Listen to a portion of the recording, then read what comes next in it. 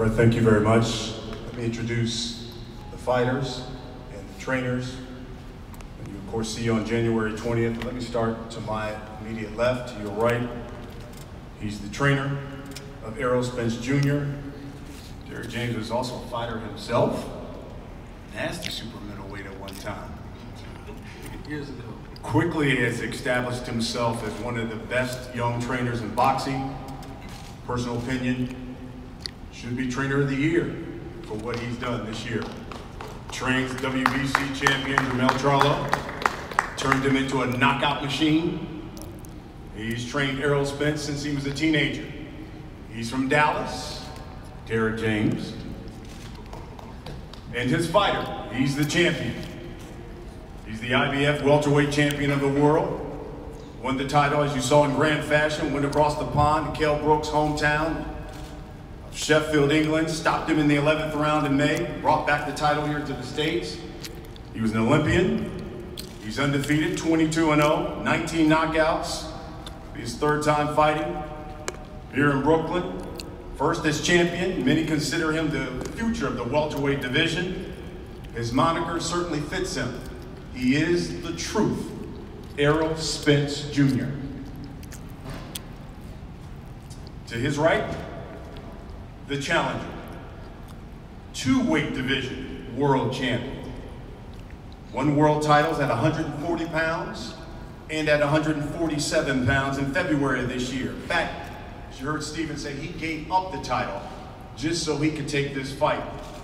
He's fought some of the biggest names in boxing: Amir Khan, Tim Bradley, Lucas Matisse, Danny Garcia. This will be his third time fighting here in Brooklyn. He is 35-3-1. He's got 17 knockouts. His moniker, Havoc, Lamont Peterson. And his trainer. When you talk about elite trainers, world-class trainers, you have to mention Barry Hunter. He also trains Lamont's brother, Anthony Peterson. He owns the famous Headbangers Gym in Washington, D.C. So many champions train at Headbangers. It is known across the world. He is Mr. Barry Hunter. Guys, let's have a conversation. And Lamont, let me start with you. Because in my intro, I talked about some of the biggest names in boxing that you've already faced.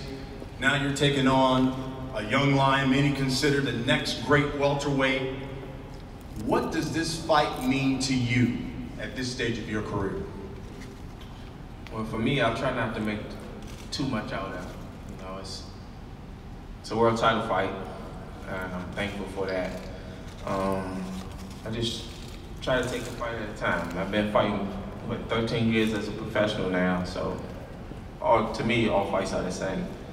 I'm just happy to be getting the opportunity to fight for another world title, and just go in there and try to take care of business. Not too many guys are lining up, though, to fight Errol Spence. Of course. A number of big names who said no. But you gave up your title for this fight. Why?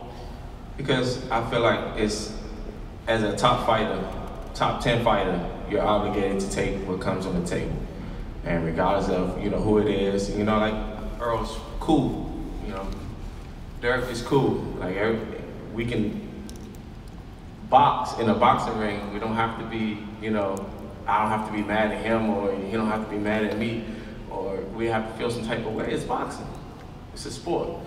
And we're competitive, and we're going to go in there and compete. Like, if it's left to me, we'll be friends before, and we'll be friends after. But when we're in the ring, we're going to take care of business like we always do. Errol, you're coming off a dramatic victory to win the title. Will we see that sharp Errol Spence that we've seen here in the past? One who's certainly not content just being a champion? Or will we see a guy who may be looking down the road because everyone's talking about Errol Spence and Keith Thurman? You're gonna see the same Errol Spence. I can't look down the road because I know how dangerous Lamont Peterson is. He's somebody I've been watching since the amateurs.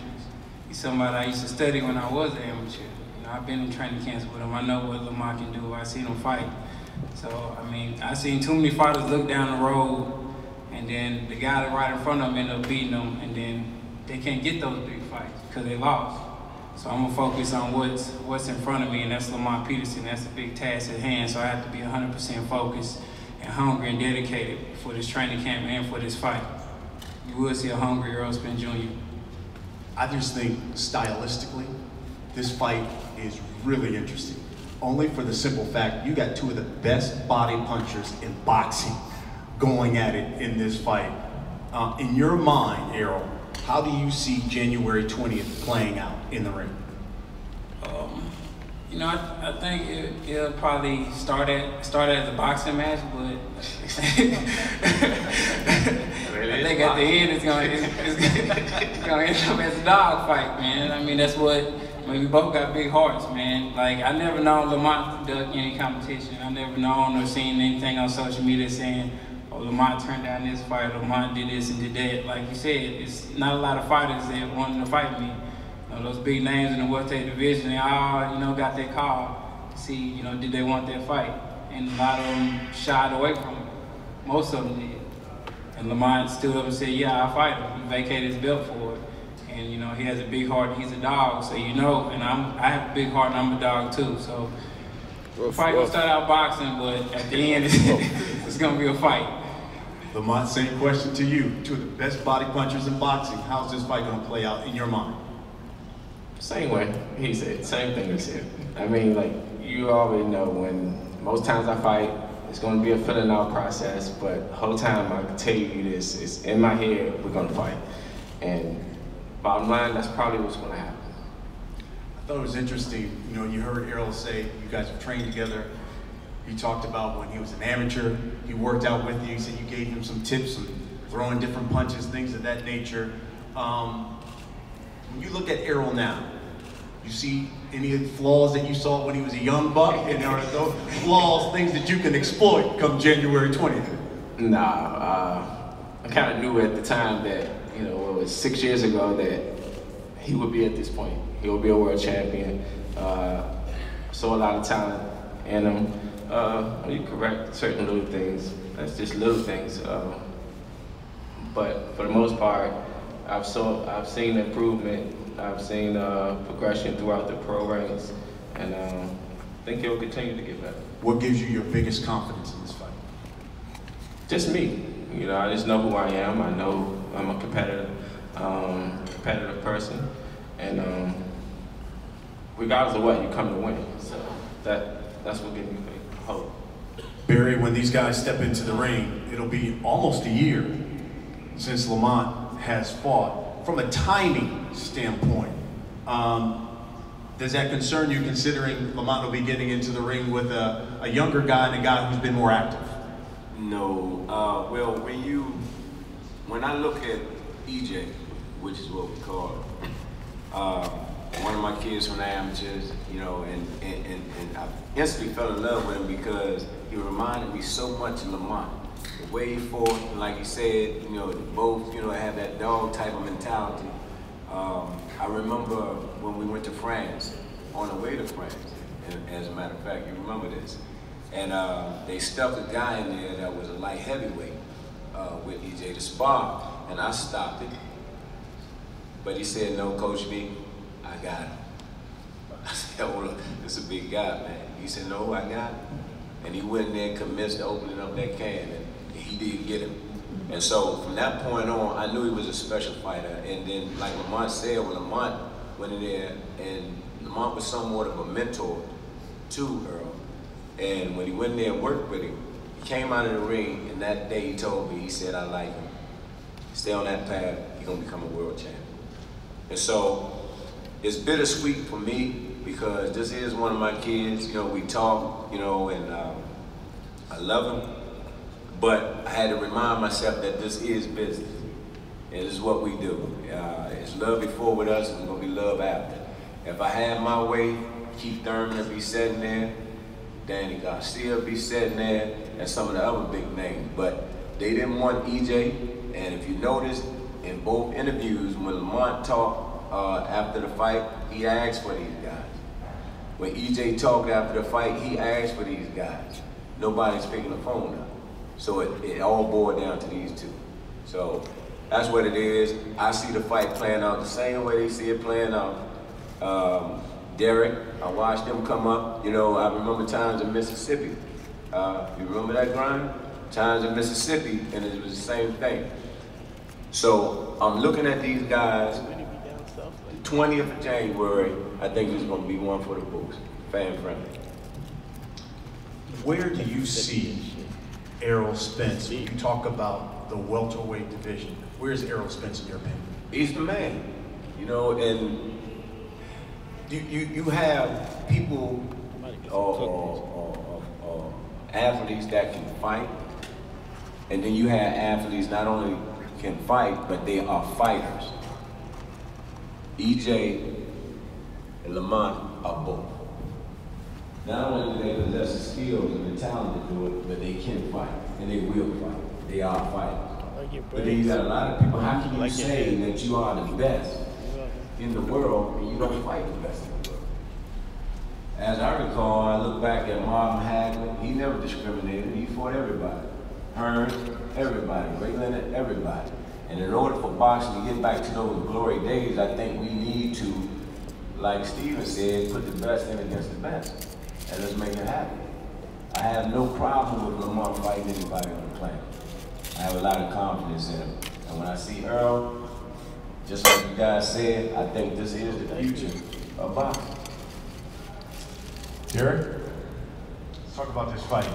You got two type of fighters who love to fight on the inside. So do you tell your fighter, hey, lure that man in, you're the younger, supposed to be the stronger guy, and let him have it? No, I really kind of just, we have a little strategy game, but I try to perfect everything you want to do. For being able to fight on the outside, being able to fight on the inside. The whole deal is to make him a more complete fighter, so that the fight you saw in England won't be the same guy again. No, I won't tell him. I just prepare him to be a better inside fighter, a better fighter on the outside, better fighter on the ropes. And, you know, I always look for the perfect fight. So that's what I'm looking for. And with that being said, it takes a great fighter to being our greatest in another fighter. You see two guys going at it, and you're going to see an amazing fight just because of the mentality and the caliber of fighter these two guys are. So you'll see a great fight. I mean, I couldn't even think about it. This is a better fight. You did sitting and thinking about listening to Barry and listening to Lamont. You know, you saw Keith on the ring. You know, you saw a rougher fight with Sean Porter. But you're going to see two guys here who have that mentality to go get it. And very technical and very skilled and very technically sound fighters.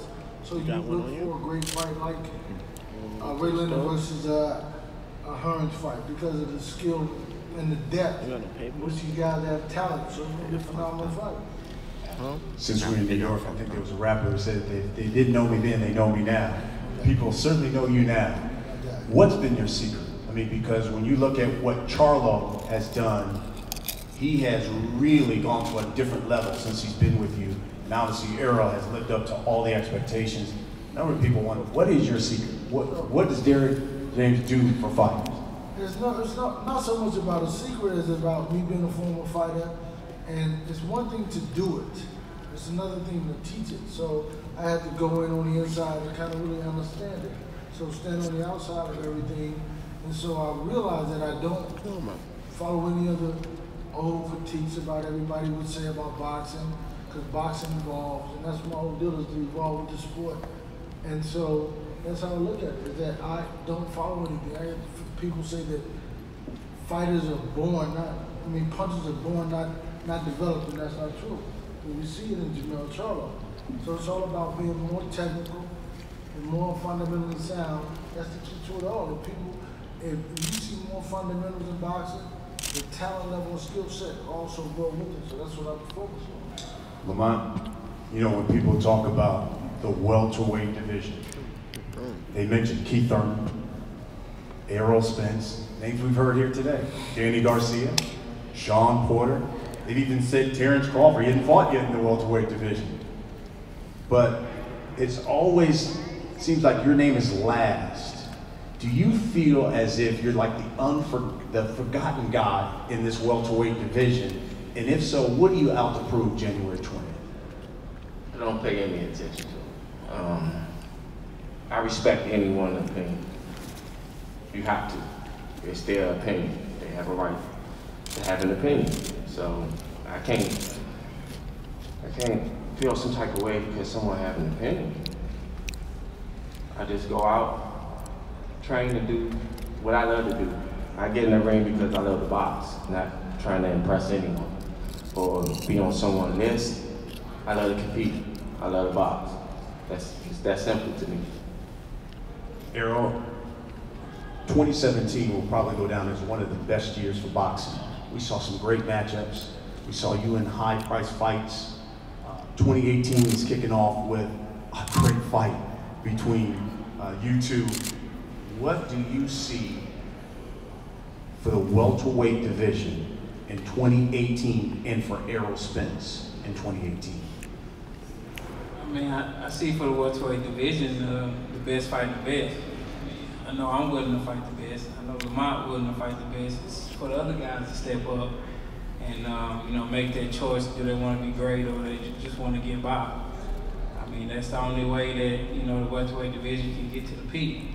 If we fight, the best fighters fight each other and they fight them in their prime. Everybody's in their prime right now. I don't feel like waiting until I'm 30-something to, you know, want to fight the best guy out there. I want to fight the best right now. So I feel like 2018, you know, hopefully I get 3 fights in and it's with 3 top 5 fighters.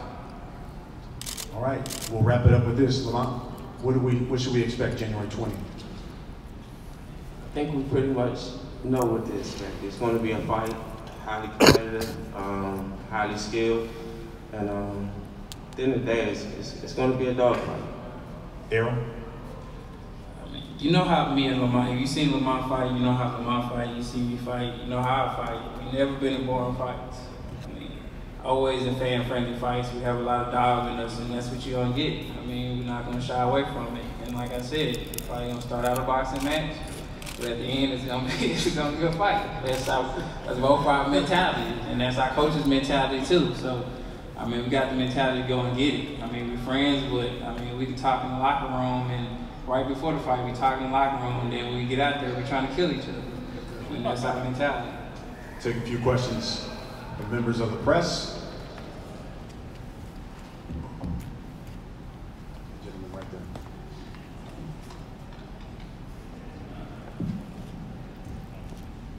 Just tell us your name, who you're with, and direct your question. Oh, hi. John Petney, Reddit Boxing. This is a question for Errol. So, Lamont was already a pretty established pro, I think, when you started fighting, because you started out pretty late.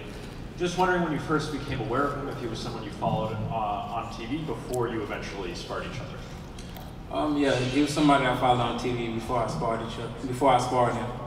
You know, I used to watch him and Anthony Peterson. Watch their fights. I just like their style. You know, I like their defense. I like how they throw body punches. I like the fundamentals.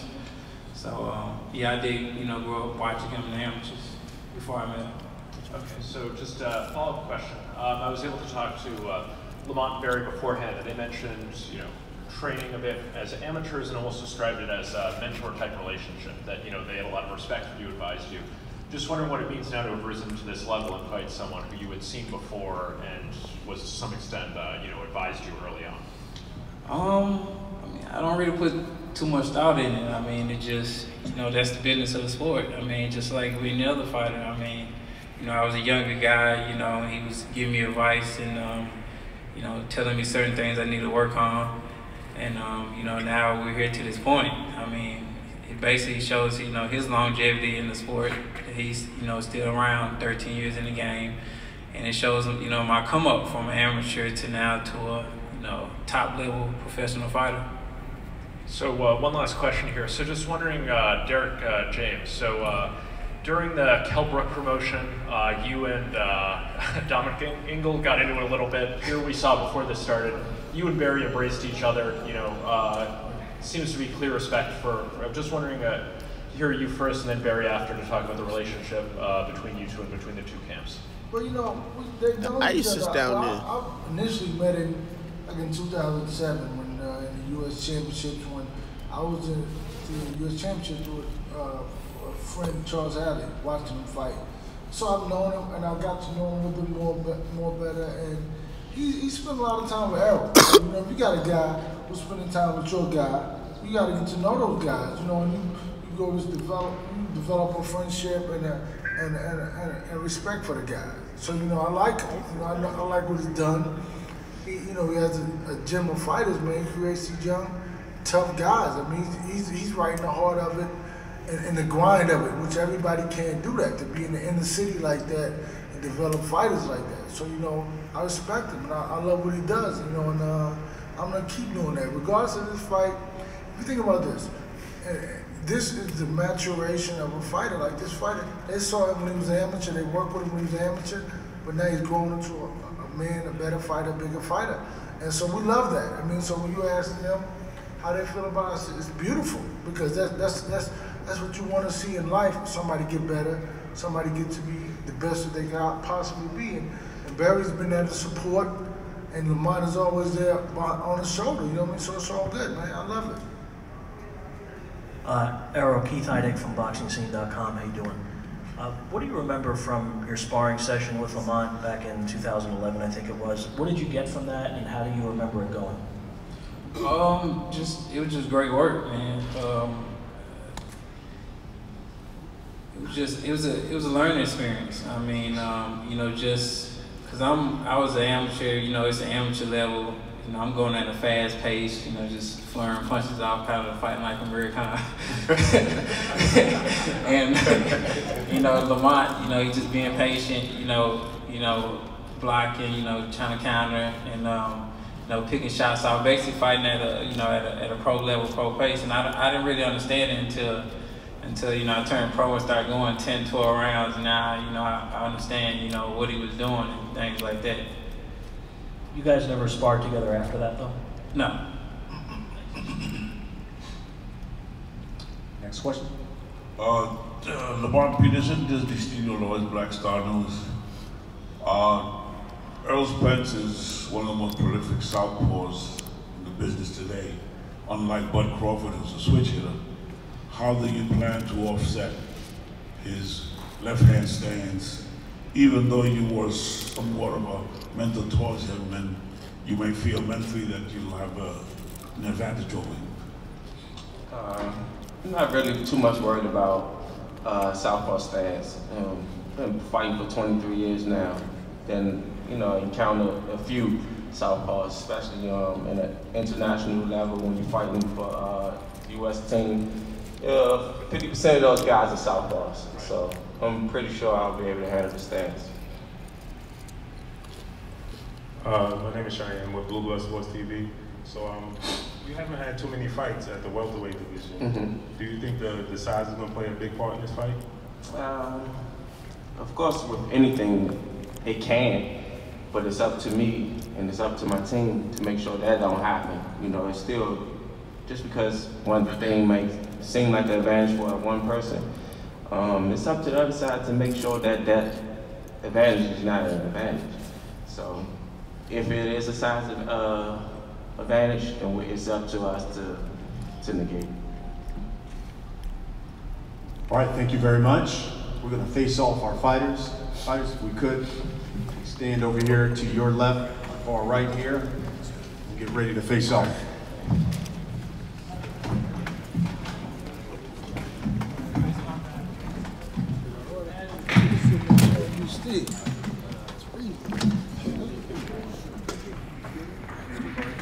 Yes, sir. I'll see you tomorrow. We're gonna go with that. Good, yeah, picture, that'd be great. Y'all can face off first, please.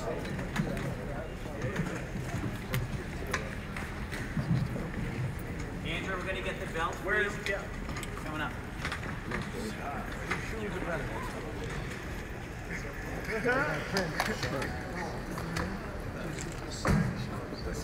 You getting it? Zooming over.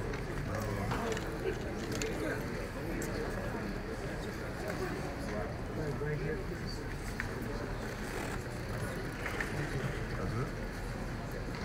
That's it. doesn't matter. This is all in the same bit. Yeah, yeah, yeah.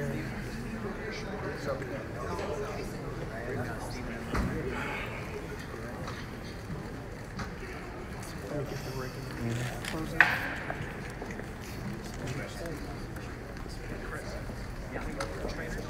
Yeah. Derek, Derek. And Derek, we just do a quick shot. Sorry, can you get the, we'll try to catch up with you, baby.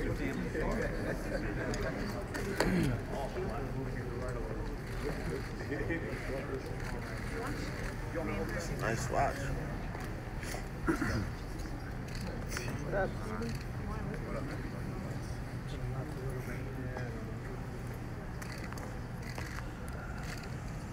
Are you guys over here? You guys take 3 steps to your left so we get the sign behind you. There you go. It's gonna be a good fight. Man down, bro. You guys right here for a minute? You're gonna make it real quick. Thank you. No, right here, blue one.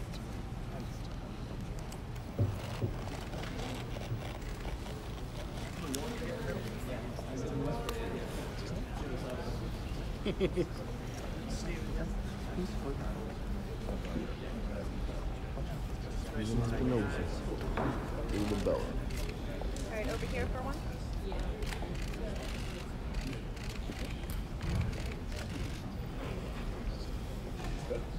We got the shot. Forget January 20th on Showtime Championship Boxing, the IBF World